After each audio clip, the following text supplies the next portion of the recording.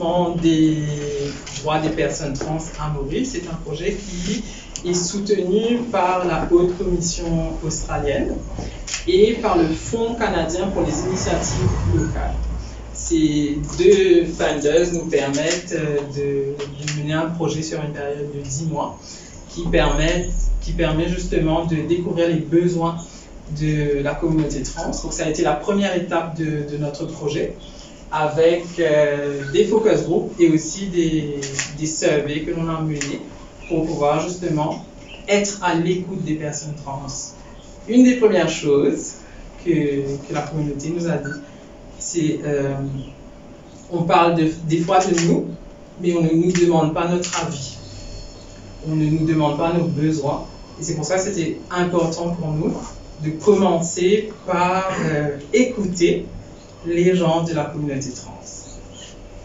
Donc pendant le mois de septembre-octobre, nous avons mené 5 focus group discussions et nous avons justement collecté plein d'informations sur ce qui fait que la communauté trans aujourd'hui a besoin que l'on fasse avancer l'œuvre.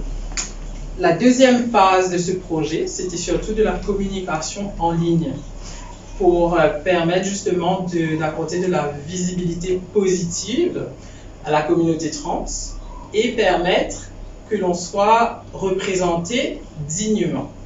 Donc nous avons une campagne vidéo avec un talk show qui s'appelle Dignité, où on reçoit des alliés qui justement vont à la rencontre de personnes trans, découvrent leurs histoires et humanisent leur existence. Nous avons aussi des campagnes avec des artworks pour justement passer un message assez fort sur notre existence.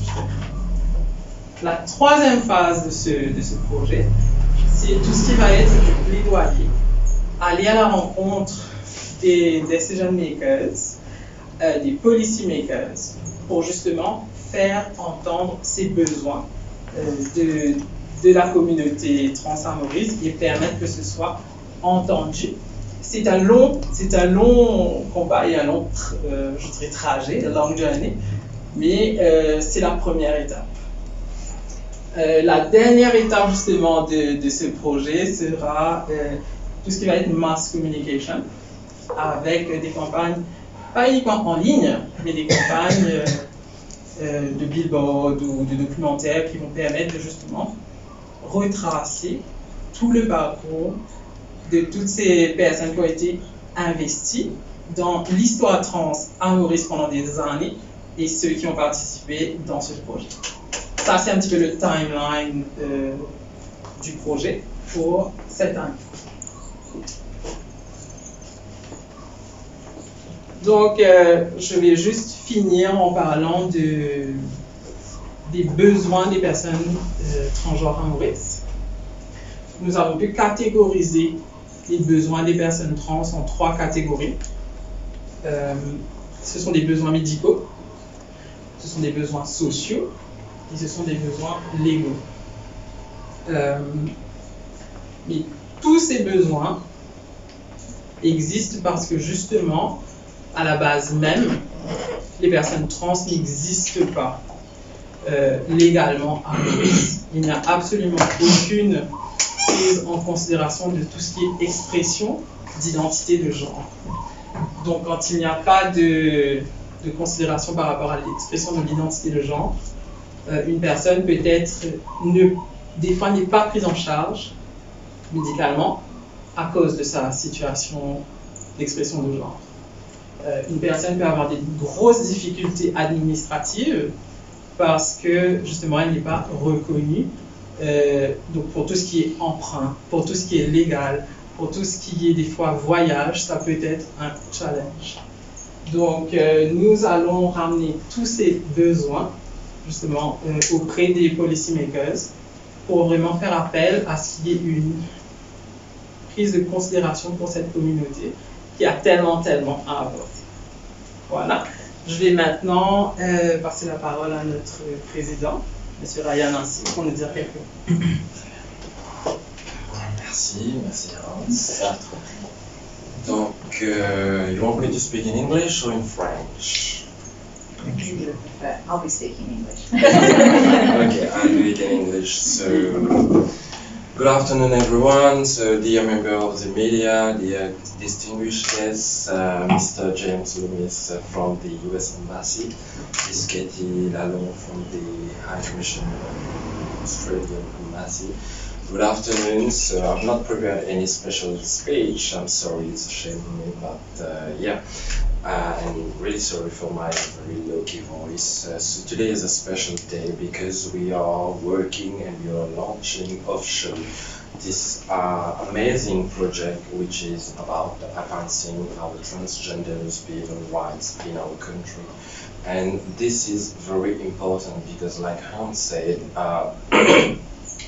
transgender people are not really recognized in Mauritius. They are deprived from their basic human rights, and they face every kind of difficulties in Mauritius on a daily basis, at work, at home, on the streets, and they are like from the LGBTQIA+ community, they are this part of the community which is always like the most targeted one. And through this project and the Collectif Arc-en-Ciel, we aim to make our transgender people voices heard, and not only their voice but also their rights, because what we say, as we always say, gay rights, trans rights are human rights, and we all deserve basic, and whenever we talk about human rights, it's for every single one of us, because some people, like perhaps me, I enjoy most of my rights. Every day I have access to medical treatment, I have access to many opportunities in my professional life, but it's not really the same case for transgender people. So it is really important to talk about it, to raise our voice about it, and to make our island a safe place for transgender people. Yes, we have just won a constitutional case in October. The judgment was out and was really positive, but it is a very big step, but the whole fight is not won yet. We have much to do, and with the support of High Commissions, with the support of hopefully the state and many NGOs and everyone, hopefully will get into a place where everyone will feel safe and will feel fine to have access to every basic rights and services in our country. So I hope you are enjoying this time here. We have some good foods and drinks for in some minutes. So I'll end here, but we'll have a good talk later on. And again, thank you for your support and your presence today.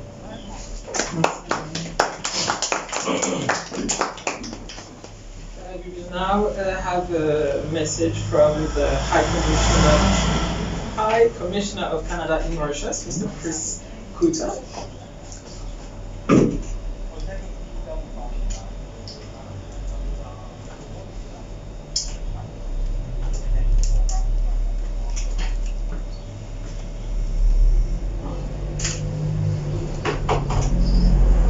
Good afternoon and welcome to the official launch event for the program Advancing Transgender Rights in Mauritius. Et voilà, pour que je suis le commissaire de Canada en Maurice. Nous sommes fiers de soutenir ce projet en partenariat avec le collectif Arc-en-Ciel et le commissariat de l'Australie. J'ai été ravi d'entendre parler de vos projets lors de mon récent voyage à Maurice. This has been a landmark year for LGBTI rights in Mauritius, with the Supreme Court in October for the first time recognizing that the Constitution of Mauritius prohibits discrimination on the basis of sexual orientation. On this basis, the court partially invalidated Section 250 of the Criminal Code, which removes the specter of possible prosecution for engaging in consensual sexual conduct. It's something that the Collectif Arc-en-Ciel has advocated tirelessly for many years. We join you and other partners in celebrating this major milestone, and yet there is still more to be done. As affirmed in the Universal Declaration of Human Rights, which celebrates its 75th anniversary this month, all human beings are entitled to the same dignity and rights. Le gouvernement du Canada s'est engagé à faire progresser les droits des personnes LGBTI tant au Canada qu'à l'étranger. Pour ce faire, nous nous engageons de manière constructive avec nos partenaires internationaux de la société civile locale telle que le collectif Arc-en-Ciel. Chacun partout devait être libre de s'exprimer et d'aimer qu'il est sans crainte de harcèlement, de violence, de discrimination ou de l'affrontage. Canada is a founding member of the Equal Rights Coalition, which brings together 43 states dedicated to protection and promotion of LGBTI rights.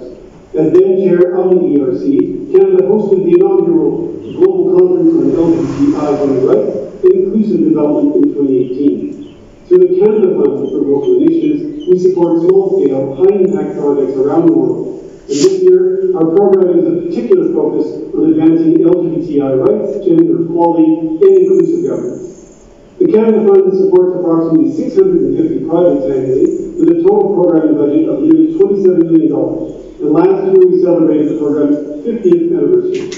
To everyone participating in today's event and in advocating for greater recognition of the rights of transgender persons, I wish you every success. Bonne continuité.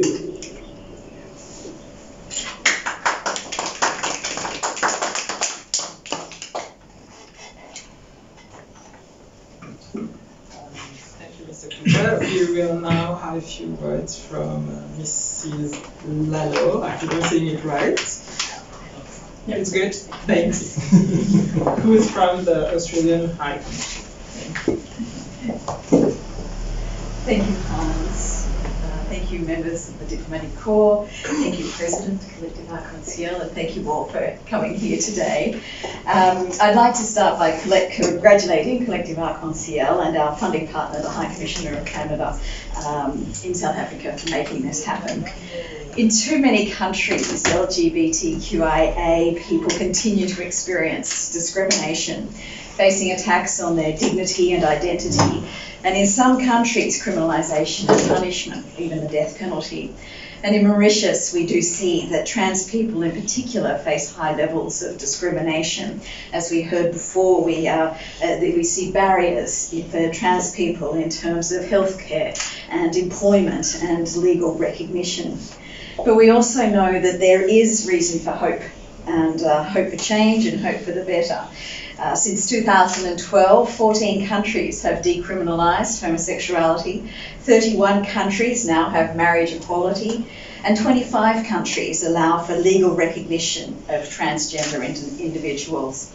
And a number of countries have also introduced legislation penalising homophobic, biphobic and transphobic hate crimes and hate speech. You know, it wasn't that long ago that same-sex relations were criminalised in Australia.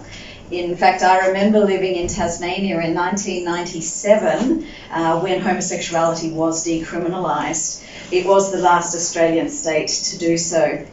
But since that time, we have seen incredibly positive progress in Australia, so much so that 5 years ago, when Australians were asked to vote on marriage equality, it received overwhelming support. Australia is committed to being a global leader in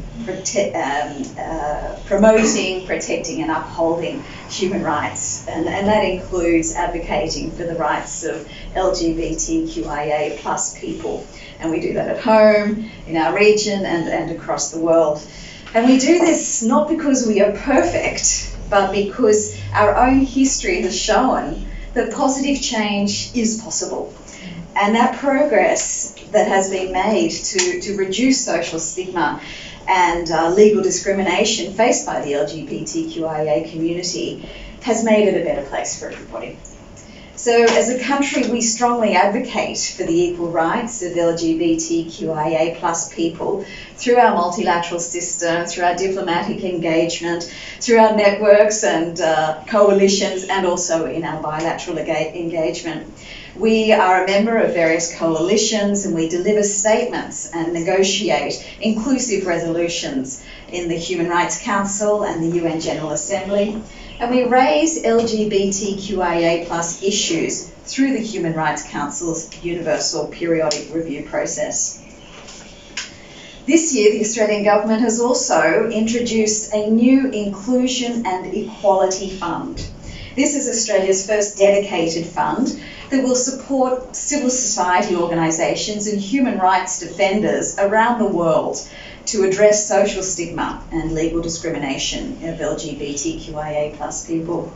And my department, the Department of Foreign Affairs and Trade, is currently preparing a dedicated LGBTQIA+ human rights engagement strategy, which will shape our advocacy through bilateral and multilateral diplomacy and through our development and humanitarian assistance. So here in Mauritius, we are really proud to support this project through our direct aid program. This is a small program of grants that has the flexibility to work with local communities on projects that achieve sustainable development, including in human rights. And we recognise that to act meaningfully, we must act in support and alignment with those on the ground. We need to listen to the voices, the views and the priorities of the LGBTQIA+ community and the human rights defenders and civil society here. That's why we work with leaders like Collective Arc and CL, because it's the voices on the ground who best know the context, the challenges and the opportunities in their countries. And we look forward to continuing to support your efforts. Again, I'd like to thank the High Commission of Canada in South Africa for their partnership. And as my Foreign Minister has said, we can't just take the world as it is. We have to do what we can to shape it for the better for all of us. Thank you very much. Australia is proud to be supporting Collective Arc's ONCL with this project to advance transgender rights here in Mauritius. Australia is committed to being a leader in protecting, promoting and upholding human rights, and that includes advocating for the rights of LGBTQIA people. And here in Mauritius, trans people continue to face discrimination, particularly in terms of healthcare, in terms of employment and legal recognition. And we hope that through this project, it will help to reduce social stigma and legal discrimination. In your speech, you said that back a year ago, you were in Tasmania when all that homosexuality question raised up, and you followed the way. What are the, I would say, what will you say to them, the way, the path to do it the way the Australians did it? To continue to raise awareness and to reduce discrimination for people, for LGBTQIA. C'est le projet de l'avancement des droits des personnes trans à Maurice. C'est un projet soutenu par la Haute Commission australienne et par le Fonds canadien pour les initiatives locales qui, comme le nom l'indique, vise à connaître les besoins des personnes trans et justement honorer ces besoins médicaux, sociaux et légaux. Comment avez-vous eu les renseignements, les données? Alors, nous avons rencontré pendant des focus group discussions la communauté trans mauricienne. Nous sommes partis à leur rencontre afin de leur donner une voix et leur permettre de s'exprimer. Souvent, on suppose des choses sur la communauté trans et là, on a voulu justement s'assurer qu'on a les vraies informations. Et nous nous sommes aussi basés sur des études où il y a justement des statistiques sur la communauté trans. C'est important de dire qu'il y a des études qui parlent de la communauté trans parce que la communauté trans n'est que très peu ou pas reconnue à Maurice. Donc c'est vraiment un premier pas et un premier but de ce projet que de faire reconnaître la communauté. Qu'est-ce que vous allez faire avec les données? Maintenant vous avez compilé les données, vous allez faire quoi? C'est un projet? Ce sont des demandes au niveau du gouvernement, des ONG? Alors nous avons toute la partie de plaidoyer qui commence maintenant. Donc c'est justement aller à la rencontre des personnes, des policy makers, des personnes dans le ministère, afin de justement savoir ce qui est possible pour que les personnes trans soient reconnues, surtout au niveau administratif et légal. Nous sommes à une année, on va dire, des élections, donc ça pourrait aller dans des programmes électoraux, placer la communauté au sein de la bataille électorale. Alors je pense que c'est un bien grand sujet et c'est un sujet qui peut apporter aussi beaucoup de fragilité si une personne a des ambitions politiques parce que ça reste un sujet qui peut diviser. Mais il faut savoir que la personne trans est aussi une personne qui a une voix, est aussi une personne qui a une contribution pour la société mauricienne et cette personne-là, ses besoins méritent d'être entendus dans les programmes électoraux. Est-ce que vous avez des statistiques par rapport aux personnes qui sont trans à Maurice? Alors, nous avons des statistiques issues d'autres études qui ne sont pas menées par le collectif. Je pense notamment à une autre ONG, Reconnecter, qui a mené une étude très profonde sur le sujet, qui montre les besoins en termes administratifs, en termes de santé, en termes de housing.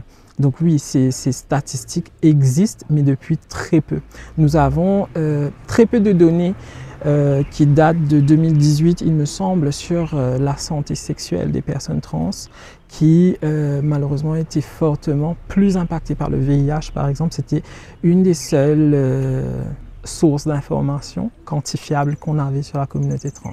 Et en quantité, on peut dire combien Combien, oui. Combien de personnes? Alors, on n'a pas de données sur la quantité de personnes trans que l'on a à Maurice. Globalement, dans les populations, je pense à l'étude du Cantar qui dit que 15% de la population mauricienne fait partie de la communauté LGBTQIA+. Et dans cette partie de la population, il y a bien sûr la communauté trans. C'est ce projet que vous avez lancé aujourd'hui? Alors le projet ça a commencé depuis un moment, mais ça a été lancé officiellement aujourd'hui. Donc c'est un projet que le collectif tient vraiment à cœur parce que ça parle de l'avancement des droits de nos personnes transgenres à Maurice, et c'est un sujet très souvent qu'on n'en parle pas, mais qui touche une bonne partie de la société mauricienne, et que nous avons constaté que les personnes transgenres à Maurice, elles font face à plusieurs injustices tous les jours, le manque de services, le manque d'accès. Donc c'est très très important pour nous de mener ce projet-là sur la bonne voie et essayer au moins de faire ce que ça se réalise. Est-ce qu'on peut dire que les regards des autres envers la communauté des transgenres aujourd'hui a changé ou elle est pareille? Oui et non, ça dépend des gens. Donc on a vu vraiment une transformation, des petits, parfois de grands changements dans la vision et le comportement de certaines personnes, mais pour certaines autres, malheureusement, ça reste un sujet qui dérange. Donc voilà, au moins on ne demande pas ce que on accepte ou on aime les personnes de la communauté LGBTQIA+, ou même la communauté transgenre, mais au moins respecter et donner les mêmes accès et les mêmes espaces à tout le monde, parce que c'est ça la base quand on parle de droits humains. Vous avez gagné la bataille de la section 250, il faut le rappeler.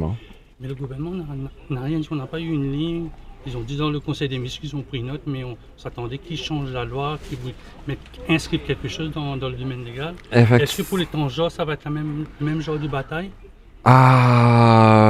Déjà quand on parle de la section 250, oui, effectivement, on a gagné le cas, mais bon, je ne vais pas malheureusement parler pour les autres, mais c'est déjà quelque chose et ça donne espoir pour une île Maurice meilleure et beaucoup plus inclusive.